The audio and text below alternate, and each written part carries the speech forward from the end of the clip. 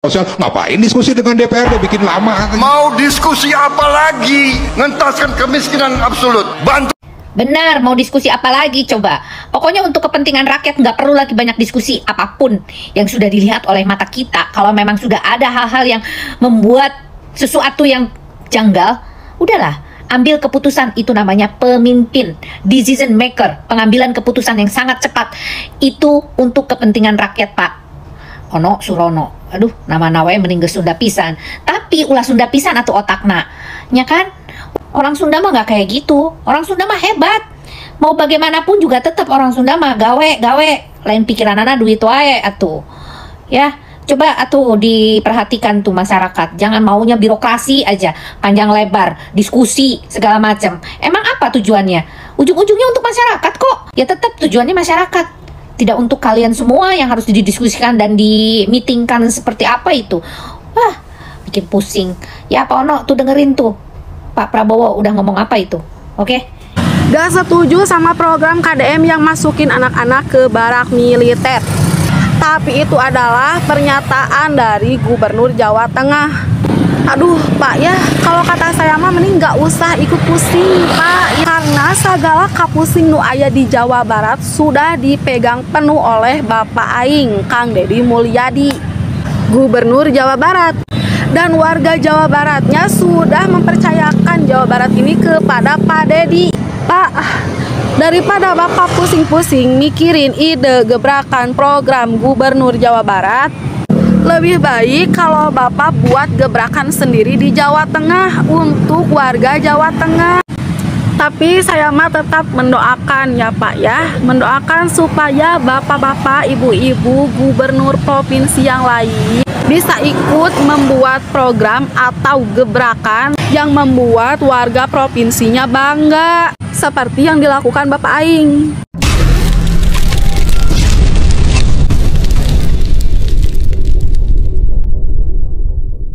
Pertanyaannya adalah apa hubungan itu semua dengan tujuan pendidikan yang memanusiakan manusia? Mohon izin Pak ya, saya setis videonya. Saya ingin menjawab pertanyaan Bapak. Yang pertama, Bapak menyalahkan kebijakan Gubernur Jawa Barat yaitu Kang Deddy Mulyadi. Saya juga menyalahkan pendapat Bapak atau cara pola pikir Bapak. Kalau memang kebijakan Gubernur Jawa Barat Kang Deddy Mulyadi, anak-anak nakal ditaruh di barak militer untuk pelatihan disiplin itu salah, menurut Bapak, padahal itu bagus. Supaya apa?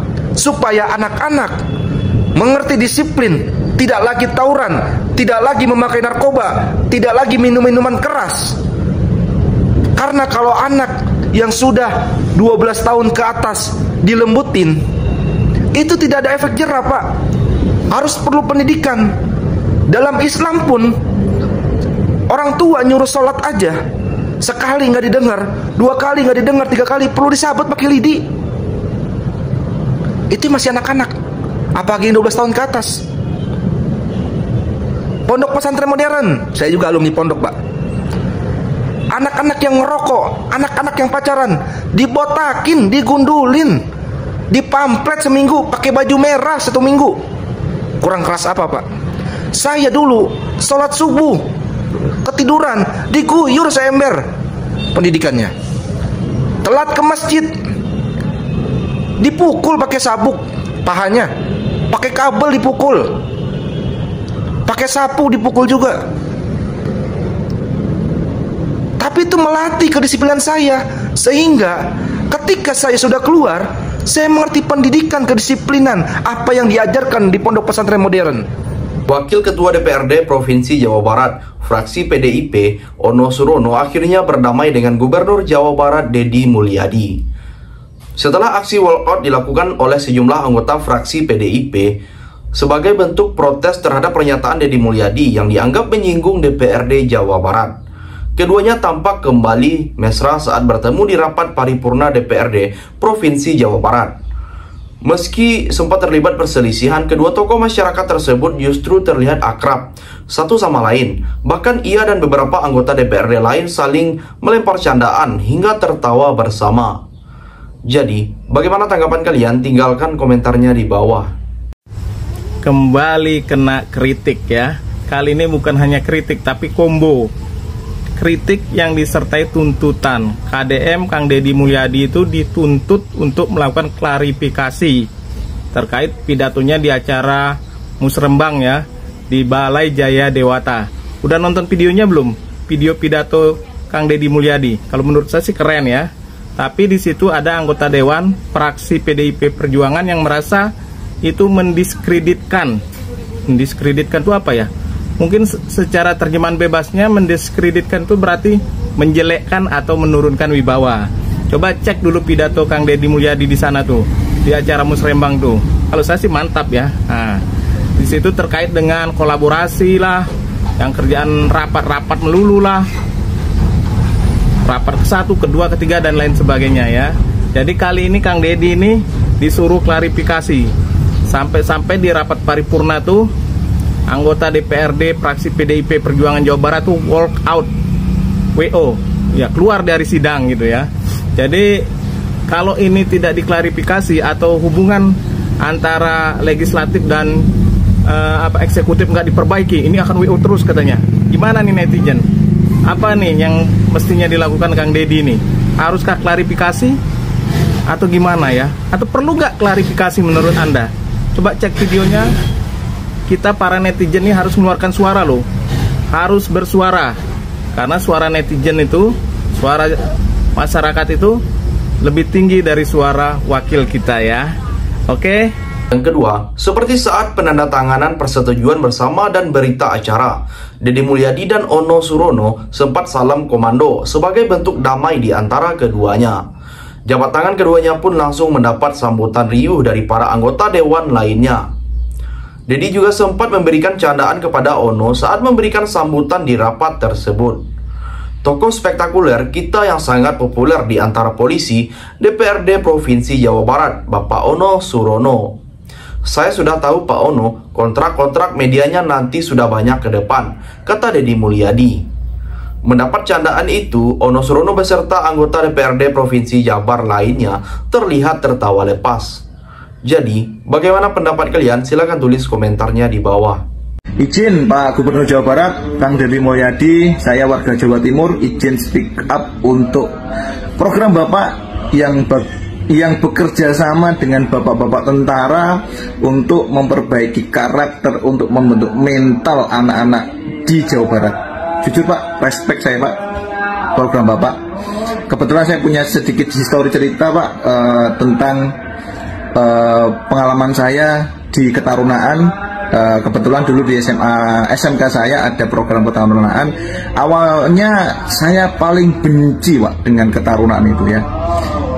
Karena di mindset saya, dan mungkin ini gambaran orang-orang yang belum pernah dan sekarang kontra dengan program Bapak, karena mungkin belum pernah. Saya seperti saya dulu, saya tuh paling benci Pak, karena di gambaran saya pasti identik dengan kekerasan ya, kegiatan-kegiatan yang membosankan, pokoknya yang tidak baik-baik lah ya. Tapi Pak, setelah saya digembleng 3 bulan dengan bapak-bapak tentara, justru itulah yang membawa saya ke titik sekarang, yang membentuk mental saya, yang membentuk karakter saya, hingga saya bisa berdiri sekarang. Alhamdulillah saya punya perusahaan sendiri dan bisa memanajemen, bisa menjadi leader. Untuk teman-teman saya di kantor, itu bekal dari saya digembleng selama 3 bulan dengan bapak-bapak TNI. Respect Pak, lanjutkan Pak program-program Bapak. Dan justru Pak, 3 bulan itulah yang saat ini menjadi foto kebanggaan saya sekarang, pernah digembleng ya di program ketarunaan waktu itu. Respect Pak, lanjutkan programnya. Dan untuk komentar yang teman-teman yang saat ini mungkin kontra, tunggu hasilnya saja ya, tunggu hasilnya. Saya yakin 6 bulan setelah mereka keluar dari barak, 6 bulan setelah mereka keluar dari program bersama bapak-bapak TNI, saya yakin hanya tangis haru perpisahan yang akan mereka rasakan. Yang terakhir, tersinggung Deddy Mulyadi sebelumnya aksi walkout dilakukan oleh anggota DPRD Jawa Barat, yaitu fraksi PDIP Perjuangan saat rapat paripurna DPRD Jawa Barat. Perwakilan fraksi PDIP merasa tersinggung dengan ucapan Gubernur Deddy Mulyadi yang dinilai merendahkan anggota dewan saat hadiri musrembang di Cirebon pada 7 Mei 2025 lalu. Deddy Mulyadi menyentil DPRD dalam beberapa konteks, terutama penertiban bangunan di daerah aliran sungai. Kalau saya bongkar bangunan di pinggir sungai, kebayang. Kalau saya diskusi dulu sama DPRD tidak akan pernah dibongkar, Pak, kata Deddy Mulyadi.